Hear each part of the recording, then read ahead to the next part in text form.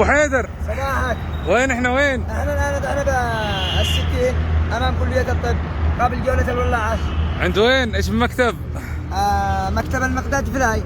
اها. السفرية والسياحة. ايش معه اليوم؟ ايش بيقدم وايش خدماته؟ يقدم خدمات وسفريات وسياحة وفيز بلا عمل.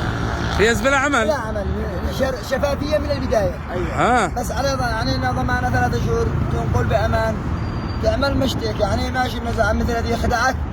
وقال لك بو عمل بوصل بوناس هناك مكاتب وبو هناك كذا يعني يوعدك ويعد قلبك. هذا صراحة من البداية.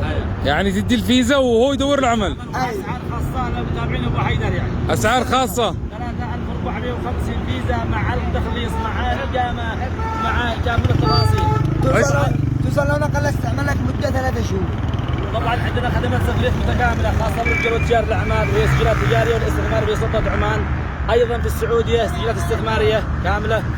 تجهز السجلات يعني؟ السجلات والاقامات والتخليص بكافه الانشطه الصناعيه والخدميه والزراعيه والانشطه تذاكر طيران باصات الزيارات العائليه كافه خدمات السفر والسياحه عروضات فندقيه دعوات للصين للتجار ورجال اعمال المستوردين من الصين. ممتاز. كم رقمكم؟ الرقم كم؟ 729 457 729 457 ايوه 5555 ايوه 27. وكمان كان الاخ اتوعد بفيزا علشان للاخ الذي بعنا له منشور يوم قال اشتي فيزا. اتبع قال معي انا فيز بلا عمل. يعني بيوصل ايش وهو ما معش قيمه الفيزا؟ بيوصل ايش اعمل بالسعوديه بلا عمل؟ ايش بيوصل؟ احنا بلا كلمه بيوصل يجي 3 شهور وهو بلا عمل.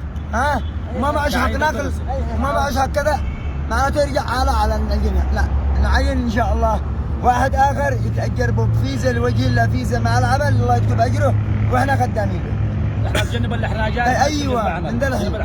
يعني اللي معه مهاره ومعه قدم مواقف يتوكل. نعم. وهذا عنوانه. يلا هي وقت.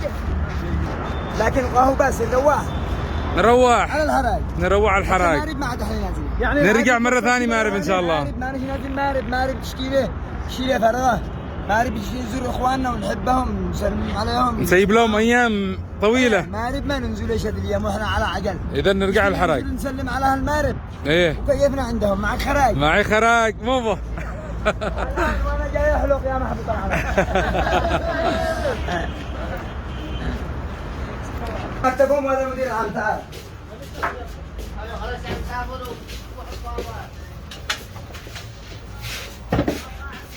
حركات زي ما شفتكم بالتوضيح باول الفيديو.